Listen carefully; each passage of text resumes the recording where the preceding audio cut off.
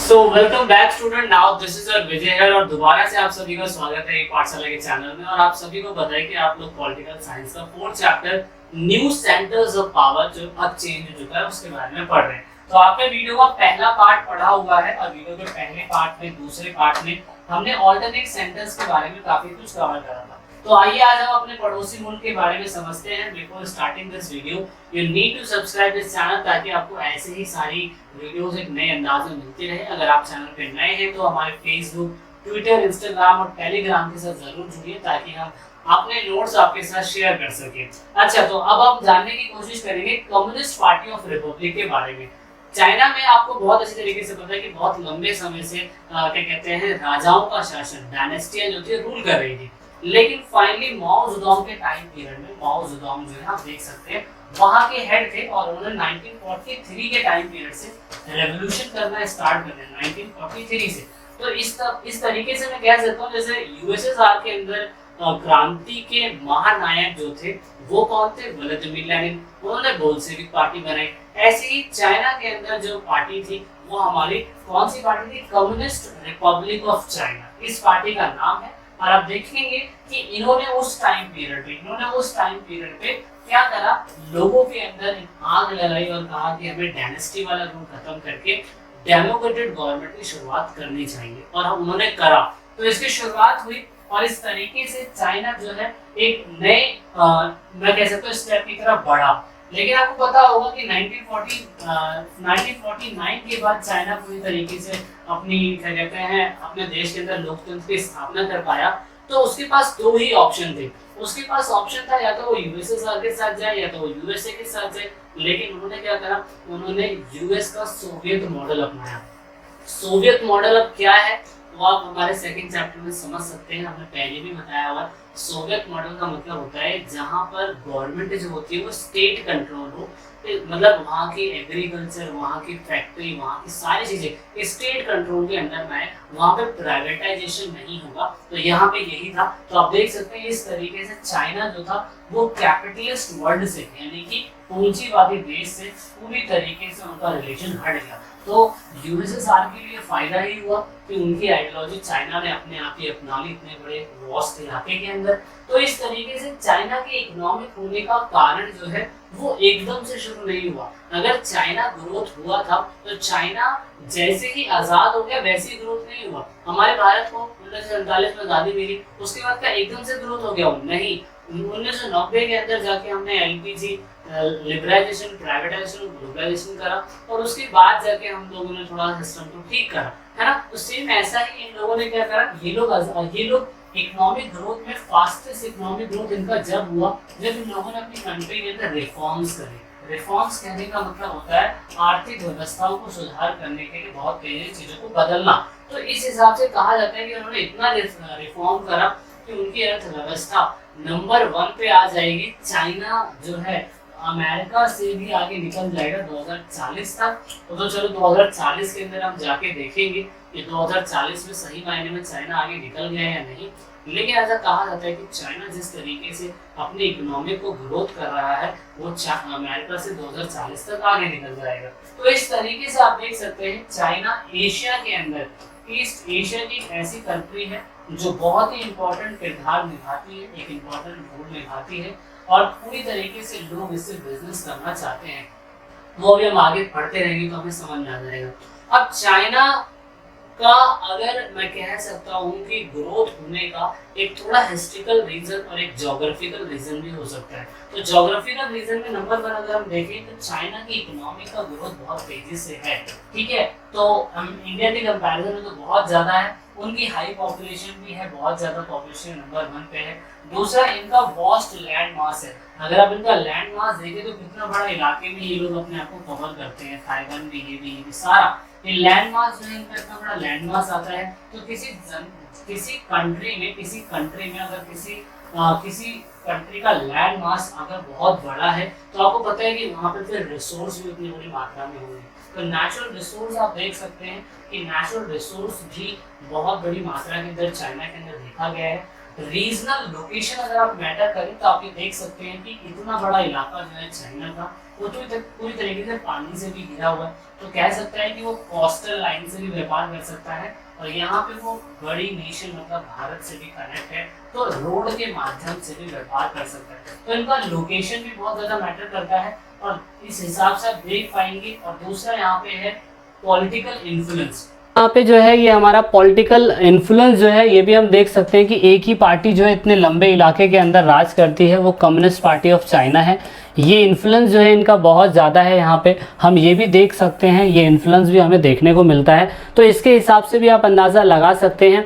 अब यहाँ पे हम जानेंगे कि कम्युनिस्ट पार्टी ऑफ रिपब्लिक जो है, मतलब जो चाइना था वो अपने ग्रोथ को करने के लिए अपने खुद के ओन रिसोर्सेज का इस्तेमाल करता था। वो बाहर की कंट्री से खुद नहीं खरीदता था कुछ भी, सारा सामान अपनी ही कंट्री में बनाना और अपनी ही कंट्री से फिर दूसरी कंट्री में बेच देना। दूसरा, स्टेट ओन्ड इंडस्ट्रीज़ थी इनकी, मतलब ये कैपिटलिस्ट आइडियोलॉजी से बहुत दूर थे। एग्रीकल्चर भी उनका उस समय स्टेट ओन था, जैसे कि यूएसएसआर के अंदर होता था। तो सेम ऐसा ही अब आप यहाँ पे देखने की कोशिश करेंगे कि इन लोगों ने foreign technology and the goods China use to domesticate ones, मतलब कि विदेशी प्रौद्योगिकी और वस्तुओं की बजाय चाइना घरेलू उत्पादन पे फोकस करता था। कहने का मतलब जैसे अपने भारत के अंदर है ना कि हम लोग पूरी तरीके से बाहर की चीज़ों को भी एक्सेप्ट कर लेते हैं, फेसबुक, इंस्टाग्राम, ट्विटर, यूट्यूब, ये सारी चीज़ें बाहर की जो हमारे भारत में चल रही है और हम लोग उसको बहुत अच्छी तरीके से हजम कर पा रहे हैं। लेकिन चाइना जैसी जो कंट्री है वो कुछ भी जो है अपना दूसरी कंट्रियों का नहीं लेती है, अपने खुद के डोमेस्टिक चीज़ों को जो बनाती है अपनी कंट्री के अंदर, उन्हीं को कहती है कि उन्हीं को यूज़ करो। तो ये चीज़ जो थी चाइना के अंदर थी। लेकिन अब आप नोटिस करेंगे कि चाइना की इकोनॉमिक ग्रोथ का ये रीज़न नहीं था।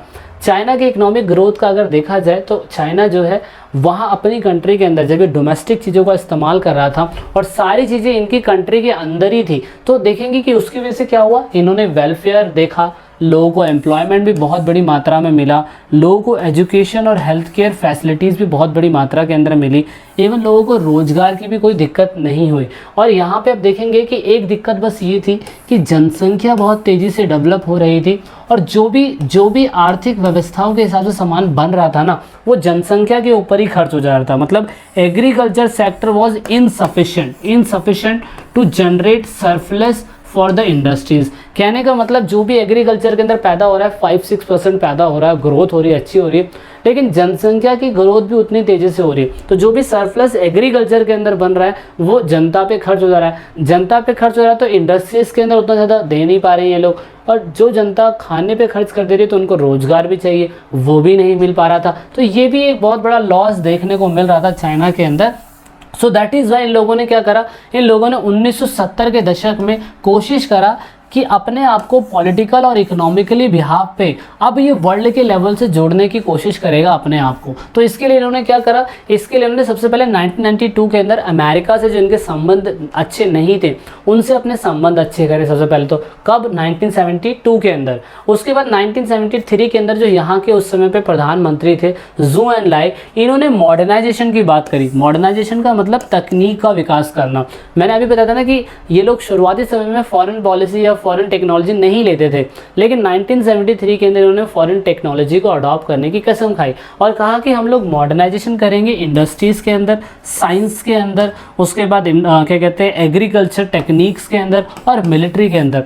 1973 के अंदर इन लोगों ने मॉडर्नाइजेशन की शुरुआत कर दी। ठीक है, आई होप अब आपको समझ में आ रहा होगा कि चाइनीज़ इकोनॉमिक के रेज होने के कारण, अगर चाइनीज़ इकोनॉमिक बढ़ी है, चाइनीज़ इकोनॉमिक बहुत तेज़ी से बढ़ी है, तो उसके बढ़ने का कारण ये सारी चीज़ें हैं जो 1970 के टाइम पीरियड में इन लोगों ने सबसे पहले शुरुआत करी। तो 1970 के 72 में ये करा, 73 के अंदर मॉडर्नाइजेशन करी, और उसके बाद यहाँ पे 78 के अंदर ओपन डोर पॉलिसी लेके आया बंदा जिनका नाम डेंग शियोपिंग था। तो इनका नाम आपने याद रखना है, डेंग शियोपिंग ऐसा बंदा था जिसने चाइना के अंदर ओपन डोर पॉलिसी लेके आई। ओपन डोर पॉलिसी का सिंपल सा कहने का मतलब ये था कि अगर कोई भी चाइनीज़ कंपनी से दूसरी कंपनी चाइना के अंदर आना चाहती है तो वो आ सकती है, अपना इन्वेस्टमेंट कर सकती है। ओपन डोर पॉलिसी का मतलब ये होगा कि कंट्री जो बाहर की कंट्रियाँ होंगी वो चाइना में अपना बिजनेस सेटअप करके बिजनेस कर पाएगी, और जिससे क्या होगा कि वहाँ के चाइना के लोगों को रोज़गार भी मिलेगा। तो हमारी कंट्री के अंदर भी हम लोग ओपन डोर पॉलिसी करते हैं और ये होनी भी चाहिए। और उसके बाद फिर यहाँ पे ये लोग यहीं नहीं रुके, इन्होंने 1982 के टाइम पीरियड पे पहले एग्रीकल्चर जो था वो सेंट्रल और स्टेट बेस्ड कंट्रोल था, लेकिन अब एग्रीकल्चर का प्राइवेटाइजेशन कर दिया, इंडस्ट्रीज़ का प्राइवेटाइजेशन कर दिया, और उसके बाद जो भी बाहर की कंट्रियां जिनको ओपन डोर पॉलिसी के तहत बुलाया गया है उन कंट्री के लिए स्पेशल इकोनॉमिक जोन भी बनाए गए। स्पेशल इकोनॉमिक जोन बनाने का सिंपल सा मतलब ये था कि स्पेशल इकोनॉमिक जोन के तहत ये दिखाने की कोशिश करते थे कि जो भी कंट्री क्या कहते हैं चाइना के अंदर आई है वो कंट्रियाँ पूरी तरीके से बिजनेस कर पाएगी और बहुत अच्छी मात्रा में कर पाएगी। तो ये एक फोकस देखा गया है कहीं ना कहीं, तो आप इतना फोकस कर लीजिएगा, ठीक है। इस पे फोकस कर लेंगे तो आपको काफ़ी हद तक समझ में आ जाएगा। और उसके बाद फिर हमें क्या समझना है, उसके बाद हमें समझना है कि 2001 के अंदर WTO के अंदर पार्टिसिपेट करा इन्होंने, एंड देन फाइनली जो न्यू इकोनॉमिक पॉलिसी के तहत चाइना डेवलप हुआ तो उसने अपने रीजनल और इंटरनेशनल लेवल पे दोनों पे अपने आप को मजबूत कर दिया। लेकिन वही एक सिक्के के दो पहलू होते हैं, सारी चीज़ें हमेशा अच्छी नहीं होती है, तो सारी चीज़ें जब हमेशा अच्छी नहीं होती तो कुछ बुरी भी होती है। तो जो बुरी थी वो यहाँ पे चाइना की ये थी कि इकोनॉमिक इशू भी हो रहे थे। जितनी तेज़ी से रिफॉर्म्स हुए ना चाइना के अंदर उतनी तेज़ी से सभी को बेनिफिट नहीं हुआ। सभी को बेनिफिट क्यों नहीं हुआ? 10 करोड़ लोग अभी भी क्या कहते हैं रोज़गार की तलाश में चाइना के अंदर घूम रहे हैं। फीमेल्स एम्प्लॉयमेंट वहाँ पर सही नहीं है, अगर लोग काम भी कर रहे हैं तो वर्किंग कंडीशन जो है बहुत ख़राब है। दूसरा, इतना ज़्यादा डेवलपमेंट इन लोगों ने कर लिया कि पर्यावरण ख़राब हो गया, करप्शन तो हर जगह है, और जिस तरीके से अमीरी और गरीबी भारत के अंदर है तो वहाँ पे भी अमीरी और गरीबी यानी कि इनइक्वालिटी जो है देखने को मिलती है। तो ये वीकनेस पॉइंट है किसके? चाइना के। अच्छी बातें मैंने शुरुआत में बता दी कि वो रेस क्यों कर रहे थे अपने आप को, लेकिन चाइना कैसा भी हो, चाइना की हमें अच्छी बातों को जानना होगा। चाइना कई मायनों में हमसे बहुत आगे है, और जो आगे है उसी वजह से चाइना के साथ दूसरी कंट्रियां जो है रिलेशन बनाए हुई है। तो रिलेशन जो चाइना के साथ बनाए हुए हैं तो आप देखते हैं US, आसियान मेंबर, रशिया और यहाँ पे दूसरी कंट्रियां जापान, ये सभी चाइना के साथ अपने पुराने दुखड़े को भुला के, पुराने गम को भुला के चाइना के साथ अच्छे रिलेशन बना रहे हैं और बनाने की पूरी कोशिश कर रहे हैं और कर भी रहे हैं। दूसरा, ताइवान के साथ जो इनका लफड़ा चल रहा था, ताइवान के साथ जो इनकी प्रॉब्लम चल रही थी, उस प्रॉब्लम को भी शॉर्ट आउट करने की कोशिश करी गई है। दूसरा, फिर यहाँ पे आसियान के साथ इन्होंने इकोनॉमिक क्राइसिस के टाइम पीरियड पे, जो आसियान को फाइनेंशियल क्राइसिस हुए थे उसके टाइम पीरियड पे भी क्या कहते हैं इसने कंट्रीब्यूशन दिया है। किसने कंट्रीब्यूशन दिया है? चाइना ने। तो इस तरीके से चाइना बहुत ही ज़्यादा इम्पॉर्टेंट है ट्रेड के माध्यम से, ये चीज़ें आपको फोकस करनी होंगी। और इसीलिए इंडिया जो है, भले से उन्होंने 1962 के अंदर हमें क्या कहते हैं बहुत मारा, लेकिन 1962 के बाद आप देखेंगे कि हमारा रिलेशन उनसे होना बहुत ज़्यादा ज़रूरी है। तो हम बात करेंगे थोड़ा सा पास्ट से। तो अब आपको ये टॉपिक ज़रूर जानना होगा, क्योंकि ये चैप्टर अगर हम इसलिए पढ़ रहे हैं चाइना के बारे में, मैंने इतना सारा आपको इतिहास बता दिया, तो चाइना का इंडिया से क्या रिलेशन है, और चाइना जो इतनी मोस्ट पावरफुल कंट्री तीसरे नंबर पे अभी सेक्टर में हमने देखी, मतलब ऑल्टरनेट सेंटर्स ऑफ पावर में चाइना के बारे में अगर हम पढ़े तो चाइना भी कुछ ना कुछ होगा। सो दैट इज़ वाई अब चाइना के बारे में अगर आपको पता हो तो चाइना का रिलेशन हमारा इंडिया से, जब हम लोग गुलाम थे तो उस टाइम पीरियड पे हमारा चाइना से कोई रिलेशन नहीं था, क्योंकि हमारे ऊपर जो थे अंग्रेज़ लोग राज कर रहे थे और चाइना के अंदर डायनेस्टियाँ राज कर रही थी। तो कहने का मतलब दोनों के अंदर आप देखेंगे कोई ना कोई प्रॉब्लम था, और आप देखेंगे कि कल्चर के बिहाफ पे हमारा उनसे लिमिटेशन था, लिमिटेड हम लोग उनसे मिलते थे। लेकिन आपको इतना पता होगा कि जो बुद्धिज़्म हमारी कंट्री के अंदर आया था वो आपको पता है कि फिर अशोक ने कैसे उसको बोला कि पूरे साम्राज्य के अंदर पूरी हर जगह से फैलाइए। तो देखेंगे फिर इस तरीके से चाइना के अंदर बुद्धिज़्म जो है थोड़ा बहुत फैला वहाँ पे, और आज की डेट में बुद्धिज़्म कंट्री को काफ़ी ज़्यादा मानती है वो। तो लेकिन हमारा जो चाइना से रिलेशन बना ना, इंडिया चाइना रिलेशन जो बना वो आप देखेंगे एंड ऑफ कॉलोनियलिज्म के टाइम पीरियड पे, मतलब हमारे भारत के अंदर 1947 में और उनके यहाँ पे 1949 के अंदर उन लोगों ने अपने आप को इंडिपेंडेंट करा। तो इस तरीके से हमारा जो रिलेशन उनसे बना, किनसे बना? चाइना से, वो लगभग 1950 के बाद ही बनेगा। तो उसे हम थोड़ा सा पढ़ लेते हैं। 1950 के शुरुआती समय में देखा जाए तो 1950 के अंदर जू एन लाई और हमारे PM जो थे उन्होंने हिंदी चीनी भाई भाई का नारा लगाते हुए 1954 के अंदर पंचशील एग्रीमेंट करा। अब ये 1954 के अंदर जो पंचशील एग्रीमेंट किया गया था, इसके इसके बारे में मैं इसके अंदर ज़्यादा नहीं बताऊंगा। पंचशील समझौते को अगर आप पढ़ेंगे तो आप नेक्स्ट बुक के अंदर पंचशील एग्रीमेंट के बारे में पढ़ेंगे। लेकिन हिंदी चीनी भाई भाई का नारा उस समय पे हुआ था और एट प्रेजेंट टाइम पे भी हिंदी चीनी भाई भाई नारा जो है वो चलता है। एंड ग्रेट सोनू सर जी जो थैंक यू सभी को कोरोना काल में मदद कर रहे हैं, तो उनके लिए तो एक लाइक ज़रूर बनता है इस वीडियो के अंदर। और दूसरी बात ये कि हिंदी चीनी भाई भाई का नारा हमें नहीं पता था कि पंचशील एग्रीमेंट के तहत चाइना हमारे साथ विश्वासघात करेगा। लेकिन 1962 के अंदर फिर ये वॉर हुआ तिब्बत इशू से लेके। अभी तिब्बत इशू क्या था, 1962 के अंदर वॉर क्यों हुआ, तो उससे हमारे जो थे रिलेशन ख़राब हो गए थे और 20 अक्टूबर से लेके 21 नवंबर के बीच में ये वॉर चला था। और इस टाइम पे हमारे रिलेशन चाइना से पूरी तरीके से ख़राब हो गए थे। और जब पूरी तरीके से ख़राब हो गए तो हमारे भारत का खुद पॉलिटिकल स्ट्रक्चर जो था चरमरा गया था। क्योंकि आप देखेंगे कि 1962 के अंदर तो वॉर हो गया, ठीक है। 1962 के अंदर क्या हो गया, वॉर हो गया। वॉर होने के बाद 1964 के अंदर हमारे पंडित जवाहरलाल नेहरू जी की डेथ हो गई।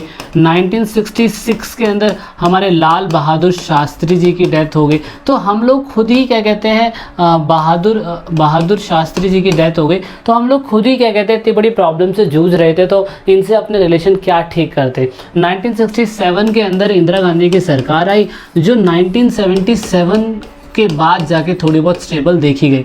1977 के बाद जब दोबारा से क्या कहते हैं 1980 के अंदर कांग्रेस दोबारा आती है, तो फिर आप नोटिस करेंगे कि 1984 के अंदर 1984 के अंदर फिर ये क्या कहते हैं इंदिरा गांधी जी को मार दिया जाता है। तो फिर इनके जब बेटे आते हैं राजीव गांधी, तो उसके बाद जाके चाइना से हमारा रिलेशन थोड़ा बहुत ठीक हमें देखने को मिलता है। तो ये सारी जो बीच की टाइमलाइन मैंने आपको बताई है ये अगली बुक के अंदर डिस्कस होगी। लेकिन आप इतना समझ लीजिए कि 1962 के बाद हमारे उनसे पूरे कट्टा हो चुकी थी पूरी तरीके से। और 1970 के अंत तक आते आते हमने सोचा कि हम लोग बातचीत करेंगे, लेकिन किसी दोनों कंट्री ने 1967 तक कोई भी क्या कहते हैं इंटरनेशनल लेवल पे बातचीत नहीं करी, क्योंकि हमारी ज़मीन उन्होंने कैप्चर कर ली थी।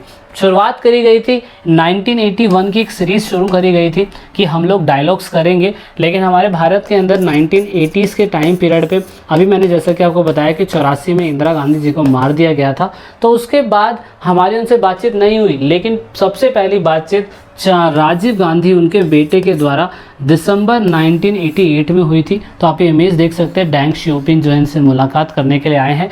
यहाँ से हमारी जो है इनसे बातचीत हुई, और जब हमारी बातचीत हुई तो हम लोगों ने क्या करा, हम लोगों ने इनसे संधि करी। हम लोगों ने कहा कि हम लोग क्या कहते हैं दोनों देशों के बीच जो यथास्थिति है वो बनाए रखेंगे। यथास्थिति का मतलब शांति और ट्रांसक्विलिटी लिखा हुआ है। इसका कहने का मतलब ये कि जहाँ पे जो लोग हैं वहीं पे बनाए रहेंगे। फिर हमने कल्चर एक्सचेंज करा। कल्चर एक्सचेंज कहने का मतलब चाइनीज़ फिल्में, सॉन्ग, मूवीज़, ये सारी चीज़ें हमारे भारत में आएगी और आप लोग हमारे क्या कहते हैं संस्कृति का सम्मान करें, हम लोग आपकी संस्कृति का सम्मान करेंगे। उसके बाद हमने कोऑपरेशन करा साइंस एंड टेक्नोलॉजी में, मतलब इन लोगों से साइंस और टेक्नोलॉजी में भी हमने अपने संबंध ठीक ठाक करे। उसके बाद चौथा था कि हमारे भारत की तरफ से 4 बॉर्डर जो है ट्रेड के लिए वो खोले जाएंगे, जिसमें से नाथुला आप देख सकते हैं बहुत इंपॉर्टेंट बॉर्डर है सिक्किम के अंदर। यहाँ से ही चाइना का अगर कोई सामान आता है तो यहीं से आता है। तो इसमें भी अभी रिसेंटली डिस्प्यूट देखा गया था जो अभी बंद किया गया है, तो आप ये समझ सकते हैं।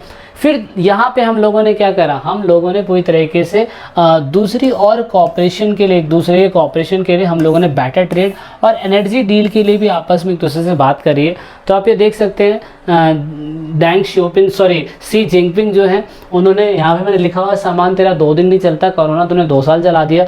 इसका कहने का मतलब यही है कि शी जिनपिंग भारत के अंदर आए थे तो वो भी एक बिज़नेस के पर्पज़ से आए थे, लेकिन एट प्रेजेंट टाइम अब हमें क्या कहते हैं उनसे रिलेशन जो थे ठीक करने थे। ये कोरोना काल से पहले की बात बता रहा हूँ मैं, ठीक है। कोरोना काल से पहले की बात जब बता रहा हूँ मैं, तो हमारे उनसे रिलेशन ठीक थे।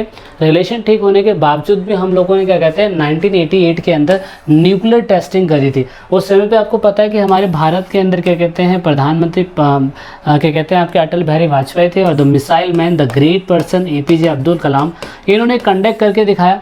क्योंकि हमें इतना पता था कि चाइना जो है ना वो मदद कर रहा था पाकिस्तान के न्यूक्लियर प्रोग्राम के अंदर, और जो मदद कर रहा था पाकिस्तान के न्यूक्लियर प्रोग्राम के अंदर, तो चाइना तो वैसे ही परमाणु देश था। जैसे कि ज़ू एन लाई ने शुरुआती समय में हमें हिंदी चीनी भाई भाई बोल के हमारे साथ दोस्ती कर ली, और क्या कहते हैं फिर भी 1962 के अंदर हमें युद्ध करके हमें क्या कहते हैं हरा दिया। तो इन फ्यूचर क्या पता ऐसा हो सकता है कि वो लोग अभी हमसे दोस्ती कर रहे हैं, हमसे अच्छी संधि कर रहे हैं, बाद में फिर हमें हरा दे, है ना। तो ये एक प्रॉब्लम रहती है। तो इस हिसाब से हमने ये चीज़ें करी है और इसीलिए हमने न्यूक्लियर कंट्री अपने आप को बनाया है। And then at present time अभी क्या कहते हैं 2015 के अंदर प्रधानमंत्री नरेंद्र मोदी जी जो हैं अभी मिलके आए हैं चाइना के अंदर और 24 की फीचर्स पे उन्होंने बात करी है। ये आप देख सकते हैं, आपको इंटरनेट से भी मिल जाएगा, ठीक है। तो मतलब चाइना का और इंडिया का रिलेशन अब काफ़ी हद तक ठीक है, लेकिन कोरोना काल के बाद बहुत बड़ी मात्रा के अंदर रिलेशन जो है ख़राब हो चुके हैं।